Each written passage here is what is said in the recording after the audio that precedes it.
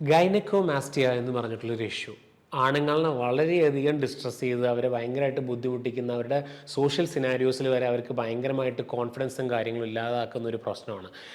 മാൻ boobs അല്ലെങ്കിൽ സ്ത്രീകളെ പോലെ ചെസ്റ്റ് വളർച്ച ആണുങ്ങൾക്ക് കാണുന്നൊരു ഇഷ്യൂ ആണ്.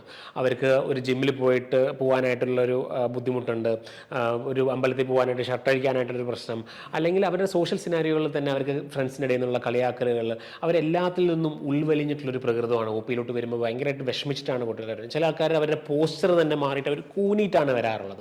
ഇങ്ങനത്തെ ഉള്ള ഒരൊറ്റ ഇഷ്യൂവും കാര്യങ്ങളും ഇങ്ങനെ ലൈഫ് ലോങ് ആയിട്ട് കൊണ്ടുനടക്കേണ്ട കാര്യമില്ല എന്നുള്ളത് പല ആൾക്കാരും വരുന്ന ഡോക്ടർ ഇങ്ങനത്തുള്ള ട്രീറ്റ്മെൻറ്റ്സ് ഉണ്ടോ എന്നുള്ളത് ഞാൻ ഇപ്പോഴാണ് അറിയുന്നത് പറഞ്ഞിട്ടാണ് വരാറുള്ളത്. എൻ്റെ ഇത്രയും വർഷം എൻ്റെ യൗവനവും കാര്യങ്ങളൊക്കെ ഞാനിത് ഭയങ്കരമായിട്ട് കൊണ്ടു നടന്നുള്ളൊരു ഇഷ്യൂ ആണ്. ഇതുപോലുള്ള ട്രീറ്റ്മെൻറ്റ് പണ്ട് ഉണ്ടായിരുന്നെന്ന് ഞാൻ അന്നേ ചെയ്തേനെ എന്ന് പറഞ്ഞിട്ടാണ് അവർ വരാറുള്ളത്. സിംഗിൾ ഡേയിൽ ഒരൊറ്റ ദിവസം കൊണ്ട് കറക്റ്റ് ചെയ്യാൻ പറ്റുന്ന പ്രൊസീജിയറാണ്. കീ ഹോളായിട്ട് അതും കറക്റ്റ് ചെയ്യാൻ പറ്റുന്ന, പുറത്ത് സ്കാറോ കാര്യങ്ങളോ ഒന്നുമില്ലാതെ കറക്റ്റ് ചെയ്യാൻ പറ്റുന്നൊരു കാര്യമാണ് ഗൈനക്കോമാസ്റ്റിയ സർജറി.